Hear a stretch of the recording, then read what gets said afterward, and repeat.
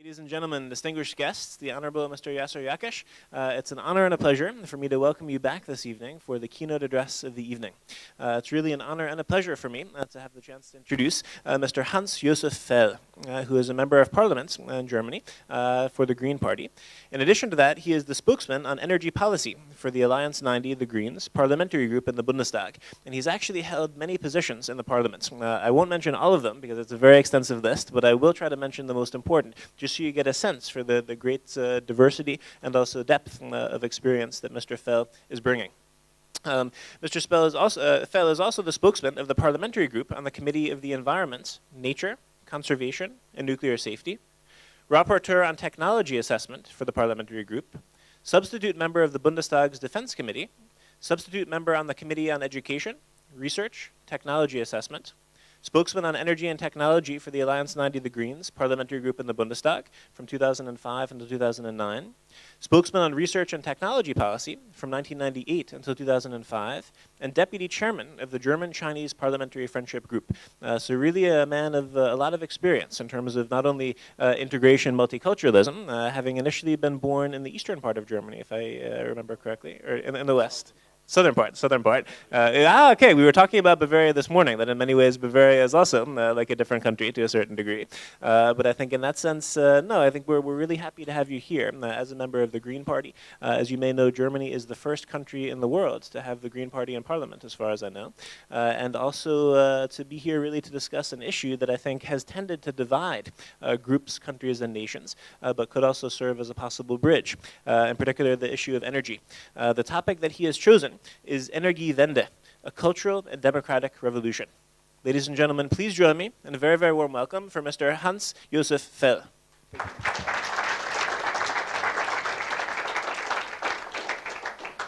Thank you for your nice introduction, for invitation. It is a great pleasure and a great honor for me to speak to you today. And I think it is very important to make cultural bridges over the nations in the world. It is very important that all the nations come together and learn from the different cultures and learn how to work together in a world for peace. That's very important. And I think Energiewende, you see a German word in an English language. I learned that this German word is since 1 year an English word. The discussion in the world. Energiewende means the transition from nuclear and fossil power and fuels to renewables, to a world completely saved by 100% renewables. This is a target now for all parties in the German parliament. This is astonishing because 10 years ago we had a very hard fight in Germany. What is the right strategy on energy policy?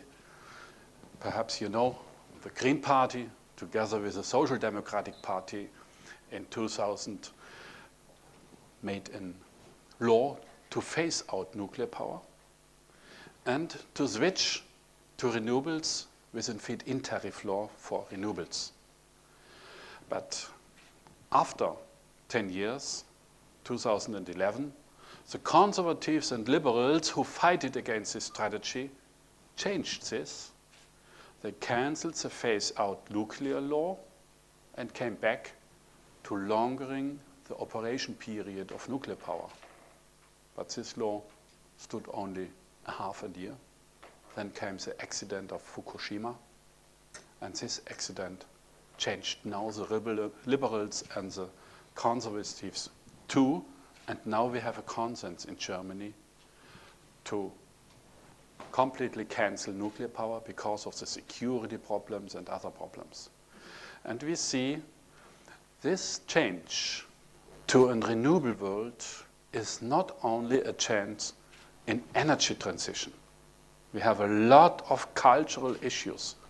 So we have to have first a view what is the old energy system, and then we can learn why the Energiewende is also a transition in cultural and democratic issues, and I think this is very important Today, now, the energy is mostly coming from fossil resources and only from a very few little part, about 2% of the world's complete energy demand comes from nuclear power.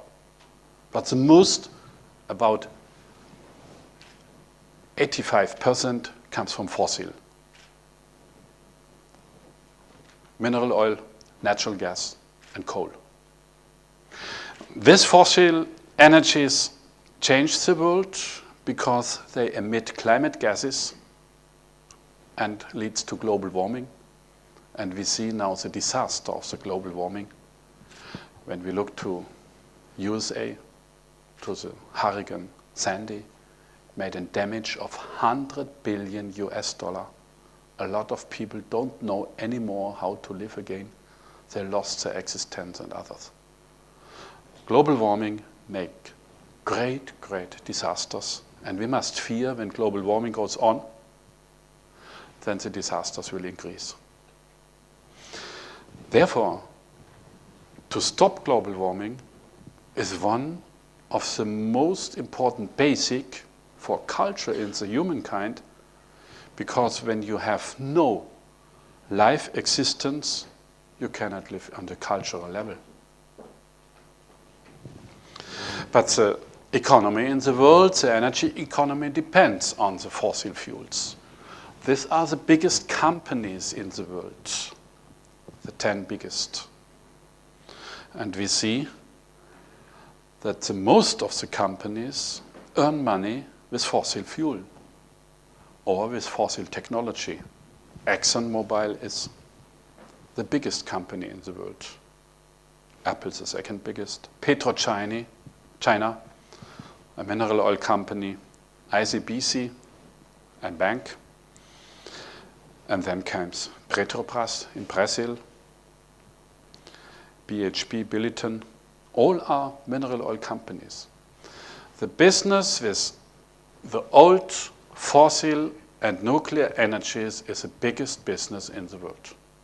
And when we want to come to a change, we must cancel this business, and this is not easy. Because the business is increasing, the more the problems are increasing.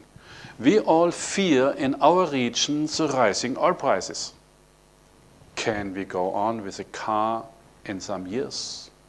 Is the oil price not too expensive? We fear that we cannot pay our heating up our houses because of rising heating prices, natural gas or oil. A lot of people fear this. But the mineral oil companies, they are happy about rising oil prices because their profit is increasing with rising oil prices. You see it here. The blue line is the oil price in the world. And the black lines are two mineral oil companies, Shell and Exxon. And you see how the profit is rising with it. They have no interest to come to climate protection. And this profit leads to the situations that more and more money in the world comes from the energy consumers, from millions, billions of people all over the world, and this money flows more and more to only some companies. Some companies become richer and richer, and the rest of the world, the humankind, looks to more and more poverty. Therefore, the existing energy system is not a basic for a good culture because poverty is increasing with it. And even the natural disaster is also a big problem. Look, now the crude oil, the easy producing oil from the big old oil fields in Saudi Arabia and Asia is more and more declining in the production. And therefore they seek more unconventional oils, oil sands, deep sea oil and others. Look what with oil sands happens. destroying with big areas. This is a picture from Canada, where the biggest oil sands fields are. And this destroying of the area is also combined with land grabbing, takes the land from the people. We have it in a lot of regions in the world. Look to Nigeria. What Nigeria not only pollutes the environment, but also destroys the culture in Nigeria, because the people becomes more and more poverty, and only some people and the companies, the mineral oil companies, earn the money with it. This destroys a lot of this, what we need in the society, a together living. And the scarcity of oil is increasing more and more. And so the humankind begins more and more to fight over the oil. Look to the military conflicts on the world. It is 2011. The most conflicts are exactly in the regions where the oil comes from. And we all know how wars destroys our culture and our together living. It's a problematic situation, and renewable energy can solve all these problems. We can come together. But have a look again to the poverty. This is a world map. The darker the area and the countries are, the richer the people are there. And look to the same world map where the most CO2 emissions are created, and you see it is nearly the same. The rich people organize poverty in the developing countries with using the oil, natural gas, coal, and uranium. They pollute the world. They make more and more disasters. How can we come out of this disaster? How can we overcome poverty? The most people believe renewable energies are too expensive. They cannot come to the developing countries. No, that's wrong. Renewables are already very cheap. Look to Bangladesh. Bangladesh is a country very, very poor. And we have a very fast increasing of solar power in Bangladesh. The most people believe they have no money to invest into solar power. Yes, they have it, and they have a chance. It is the only chance to come to electricity, because it is impossible to bring big coal power stations with big grids to the villages in Bangladesh. But solar home systems, you can bring easily to it. The Grameen Bank in Bangladesh organized microcredits for the poorest of the poor, and they could invest into solar power systems, and then they have light in the night. They have the possibilities to make handicraft, a little income, to overcome the poverty with renewable energies, even with the most expensive one. But when we go on with the conventional energies, you see the poorest cannot use anymore the oil. In more and more regions of the world, the diesel generators, electricity production are stopped because the people cannot pay the oil price. The oil price is rising and rising. It leads to more and more poverty. And it's not only the problematic situation in the developing countries, it is in the meantime also a problematic situation in the industry countries. Look to Europe. You see we have a big financial crisis, an economic crisis in Europe. And the most people do not see that it depends mostly on the energies. The EU 27 has a trade deficit. Instead of the fact that Germany is one of the most exporter in the world, one of the most successful, but the whole EU has a trade deficit. The trade deficit you can see on the blue line. And the deficit is very high and the oil price is high. We had a trade deficit last year in European Union of 120 billion US dollar. And we had an oil, natural gas and coal bill of 400 billion US dollar. This means Europe as a whole cannot create so much products to sell it to abroad that we can pay with it our energy bill. We are so dependent on the energy import, but this leads to public borrowing, and the public borrowing is a deep horizon behind the financial crisis and the euro crisis. It leads to big disasters in Southern Europe. You know this in Greece today. Look to the protests and others. We have to change the energy system. This is not the only idea and important issue to overcome this euro crisis, but it is one important pillar. Without this pillar, we have no chance to overcome this euro crisis. All the political challenges, what we fear in the world, what we see in the world, are combined mostly with energies. Climate warming, biodiversity loss, peak oil energy security, nuclear environmental disasters, oil wars, poverty, I spoke about, economic problems. When we switch to renewables, we can solve most of these problems. And we have a chance to make it very fast.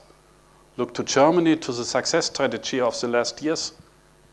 In 2000, we had a share of renewable electricity of 6%. The Green and Social Democratic parliamentarians wrote the law in 2000 to increase renewable energy. And we set a target that we would like to achieve, doubling the share of renewables till 2010, from 6 to 12%. We were told it is impossible, it is unrealistic. Typical for a green politician, he has no sense for economy.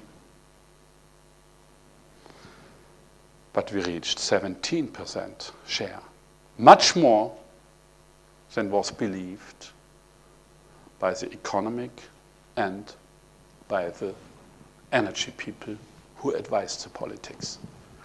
And now we have the technologies. The technologies became cheaper and cheaper. Now the factories are here to produce photovoltaic modules, wind power stations, biogas stations, and others. Now we can accelerate the investment into renewables, and it happens already. From 17% share till 25% share, we increased the renewable electricity in Germany within 1.5 years. You can imagine what will happen when the same goes on. Then we have 2018, 50% share. And in 2030, 100% share. It is possible. But what will happen? The business with coal power, with nuclear power, with natural gas power is cancelled. So there's a hard fight against this positive strategy from the losers. Instead of the fact that the whole economy in Germany learned that we have a very positive impact. Our economy increased, and mostly the economy is shown by the employment. We had employment 1998 by 30,000 people in renewable energy sector, nearly as well as in nuclear sector. But it increased in renewable sector, today nearly 400,000. A lot of people can earn money with it, not only a few companies. And we can avoid a lot of cost what our budget is on pressure. Yes, we have more cost for renewables, about 12 billion euro last year. over last year, 2010. Last year it was nearly the same. But we could avoid a lot of cost what the consumers have to pay on the other side, not in electricity price, but in tax money, or in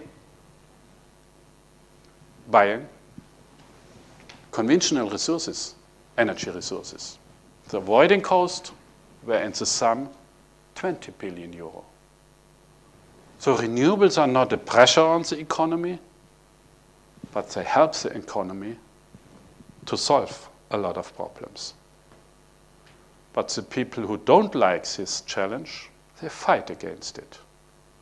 We could see in the last weeks all over Germany these placards, this advertisement in newspapers and elsewhere. It was organized by a €1 million big company campaign against renewables. Cancel renewables, but it does not help because the people in Germany support renewables. All polls tell the politicians the people in Germany want renewables. Even they accept more prices for electricity sector to change to renewables. This is a new poll. More than 50% find it okay that we pay more for renewables. 25% find it not okay. They say we should pay more to introduce the renewables into the energy sector. Only a few are in the old thinking it would be too enough.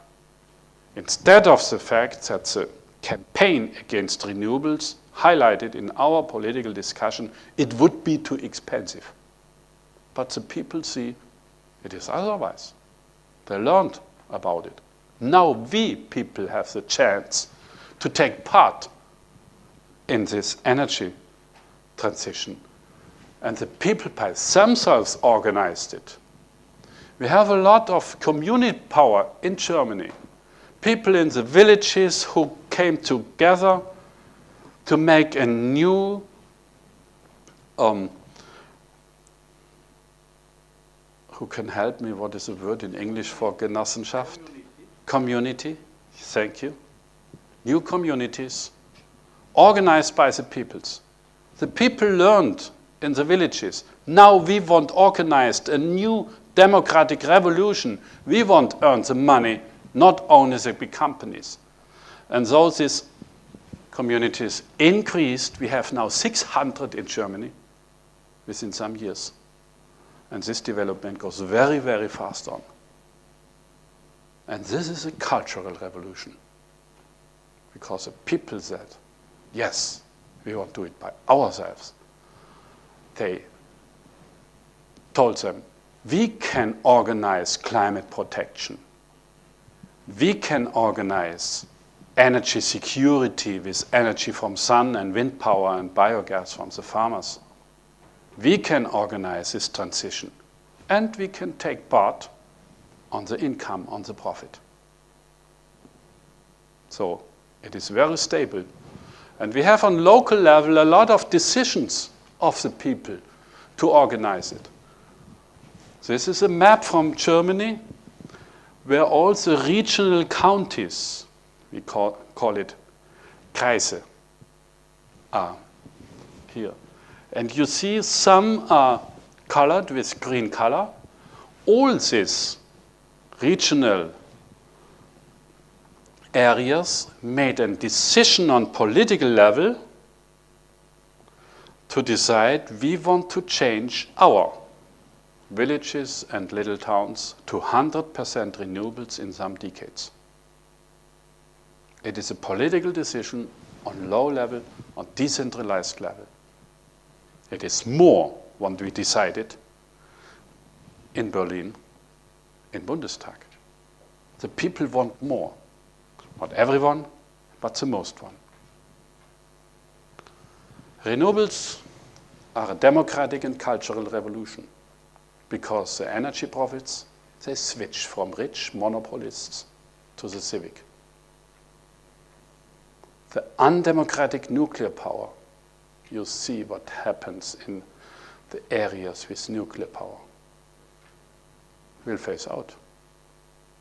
All people can produce renewables energy by themselves with a solar panel on their roofs, and not only to take it from a monopolist. And we can protect the human rights and culture of indigenous people who are under pressure because of the mining of fossil and nuclear resources. This pressure is very hard, so we can protect their culture and their life. So you see, it is a very, very great issue when we go to it. When you are interested to read more about this revolution, this transition in the world to 100% renewables and more, how to protect the climate, how can we come to cool down the earth instead of accept of global warming. I wrote a book in English. You are invited to read it. When you're interested, you are welcome. Thank you very much for your attention.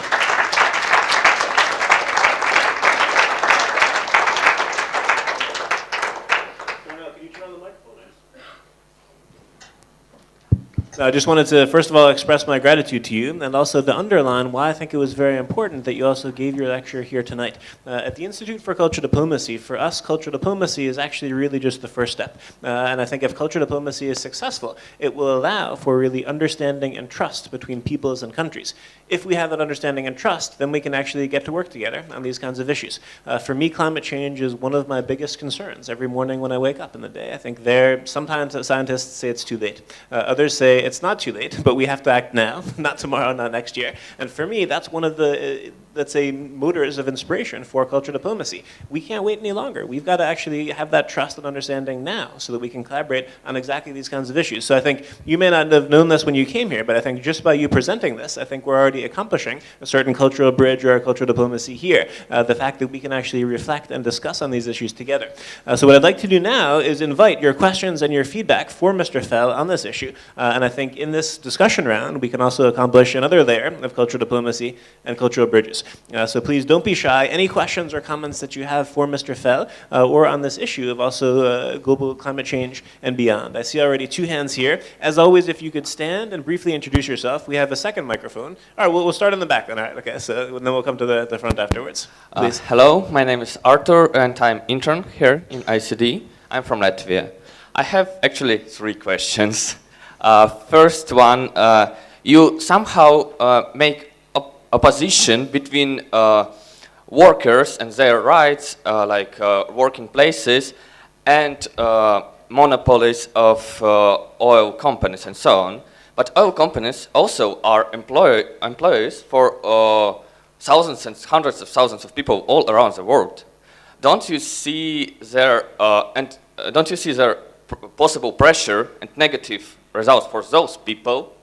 And on the other hand, you're saying that renewable energy is good because it's not like monopoly, but what stops some company to become monopolist or oligopolist in this sphere afterwards? And then what's the difference actually?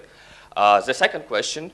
First, okay. Let me answer to the first question. Okay. You are right. In a short presentation, I can paint a picture mostly black and white. The reality is more differentiated. Though some big companies goes to renewables already. Monopolists too. Yes, we have workers. They earn money in mineral oil companies and others. They will lose their jobs. But we have to look, we need more jobs for renewable energy production. So every worker in the old business can find a new employment in the new business. So therefore, it is not a problem by the whole, but for some people, perhaps. Yes. Okay. The second question is regarding map of conflicts. What you wanted to show by this? Do you really mean that conflicts there in oil-rich regions are because of oil? Yes. But, for example, Ingushetia, Caspian Sea is separatism, Mexico, drug wars, nothing to do with Mexican Gulf and so on. So basically, if there will be like a step back from oil, then it can, and for many countries, it's important part of GDP. Then it's decrease actually of GDP, poverty, and maybe conflict. Can it be so? You are right. Not every conflict is combined with oil.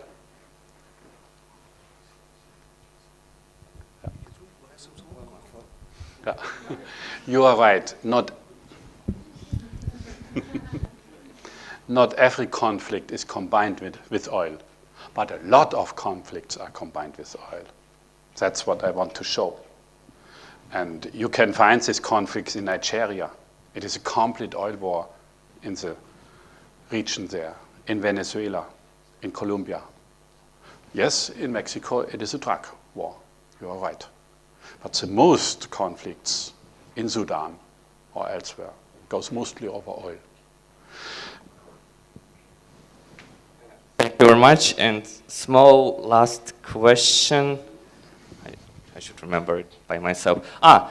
Why you call it democratic revolution, showing posts of people wanting renewable energy, if it is result of decades of political campaign for that, for example, of green parties in Europe? And why then this campaign against renewable energy cannot be called also democratic then, if it will change people's opinion afterwards? There was no campaign pro-renewables from political level. There was a cultural revolution from grassroots level since decades in Germany. That a Green Party could grow was a result that the 70s years, last century, the governmental parties in Germany did not interest for environmental aspects. No nuclear aspects, no oil aspects. We had already a lot of problematic situations in these years. And therefore, from the grassroots levels, they organized a political level. And the grassroots peoples wanted it. It was not a campaign pro-renewables from the head to the down. It was otherwise. But the campaigns from mineral oil companies and nuclear companies, this is organized from the people who have a lot of money to organize it. Therefore, it is completely otherwise.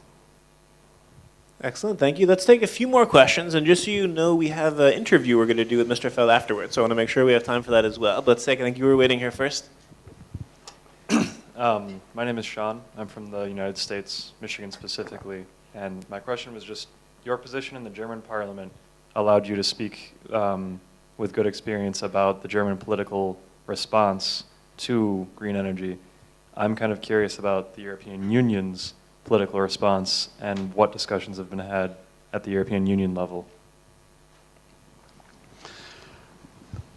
Today we discussed in the Environmental Committee a paper from the European Union that describes the latest development of renewable energies within European Union. And you will find a lot of the arguments what I argued within this paper. It helps to increase the economy, to bring more employment, to protect the climate, and much more issues what I told you. This is an official paper from the European Commission to spread it all over Europe and to bring more strategies. I have also discussion in USA, and I see a lot of people who want to advise it. So I have some friends in Congress, I hope they are re-elected, I don't know yet, who want to bring such renewable laws, what we have in Germany. They learned from the experience in Germany and want to create it too. But it's very hard, because of some of the politicians are very combined with the mineral oil companies, and this is not so easy in USA like it was in Germany. Thank you. Is there an additional question or comment? I see two in the back. Maybe it's let Badr go first, and we'll give it to Darna. Thank you. Thank you very much. My name is Badr. My name is Badr Abdeslam, and I'm from Morocco. I'm an MA student here at ICD. I have actually two very, very short questions. The first one is, I mean, it's true, like Germany has like crossed miles in terms of like a renewable energy, and but like imagine, that's just what I'm wondering, like if Germany did not, or like if Germany had like natural resources, would it have gone this far in terms of like whatever she is now, or like whatever it is now? And the other question is, how would Germany convince countries that have like natural resources like oil to go for renewable energy? And thank you. Mhm. Yes, I believe the grassroots pressure pro-renewables comes also because of the fact that Germany is very poor, have nearly no resources. Only coal a little bit, but nearly nothing on mineral oil and a very few of natural gas. This could be one of the answers why it happened in Germany. This is not the only answer, because the most pressure comes because of the polluting of this energy. And they don't want the polluting with nuclear waste or with climate polluting and others. The second, I am too late today because I was on the Desertec conference in Berlin here. They are meeting a lot of people from North Africa with European people to organize the transition to produce in the North African deserts big solar power plants and wind power plants to produce cheap electricity to bring it to Europe. To help to Europe this transition of Energiewende, to make it. And I believe this helps that backwards flows from Europe to North Africa money and know-how. And this is very important because when they have more money and know-how, they can organize for themselves to create a lot of solar power, wind power, and others to bring this electricity to the big cities of North Africa. And this is important because you need new electricity to develop your countries. And so we are very happy. The most pressure country to make this transition is Morocco. So the ministers are here and support this strategy. Thank you, Mr. Fell, for your presentation. I think it's very important to talk about these issues because I've often advised and suggested to the ICD that they should have this theme very prominent. But I have a couple of problems because I think that if you're going to educate people about the ecology, about global warming, then it would be advisable to at least tell them basically what situation they're in at the moment. There are some scientists who say that whatever we do, whatever measures we undertake, it'll take 3,000 years to realize, you know, the difference or an impact. Now, certainly there are short-term and long-term measures that people can take, and some perhaps could be evident within a few years. You mentioned Fukushima almost as an afterthought. There are scientists who are saying that Fukushima is an ELA, and the extinction level event. Fukushima is an? ELA. It's an acronym. It means extinction level event. Oh, what is it? Extinction, Aussterben, Aussterben, Yeah. Ebene, Event. Yeah. event. Okay. Okay? Nuclear power is it? No, that Fukushima, the accident at Fukushima is an ELA, an extinction level event. That means that the Earth, that all life forms on the Earth are in danger. Yes. In the immediate sense. Okay. Because of radioactivity polluting. No, of course, Yeah. because of the accident, and all the resulting whatever. Yeah. Okay. Now, okay. We have problems here. You talk about the petrochemical industry. Everywhere we look, if you look at everyone here, they all have handbags, shoes, whatever. People make these things. There are industries who are totally based on the petrochemical environment. All of those things together present a very unwieldy problem. It's not like we can wave a magic wand and everything's going to be all right. How are you going to, on the one hand, reduce the consumption here in Europe and America, because they use 85–90% of the energy anyway, which leaves precious little for the rest of the world? How are we going to balance that all off in the short term, because people are dying as a result of that, and in the long term, whatever that may be? And even Mark said just a little while ago, time is running out. So how much time do we have? Isn't it advisable to tell people what the exact situation is, what problems we're facing, what is the situation, when is that plutonium cloud going to go, when is it going to circumvent the whole Earth, and what effect would that have on us? I mean, there are a lot of problems here that need to be addressed. The first is, this transition is a race with time.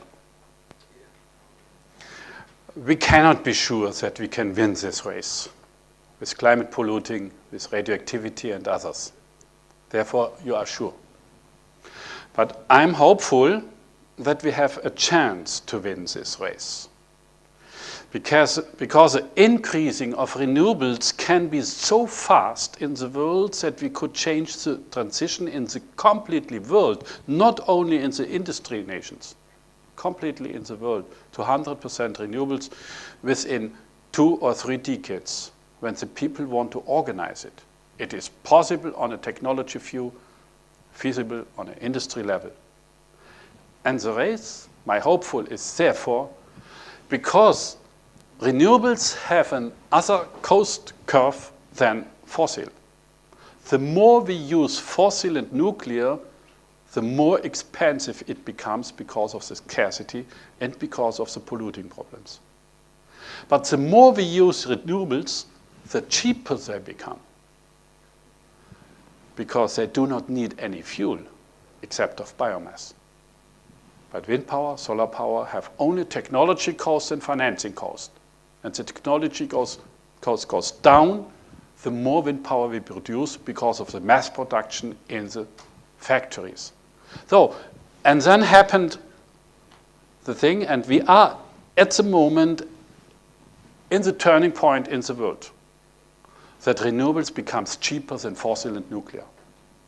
And then everyone wants renewables.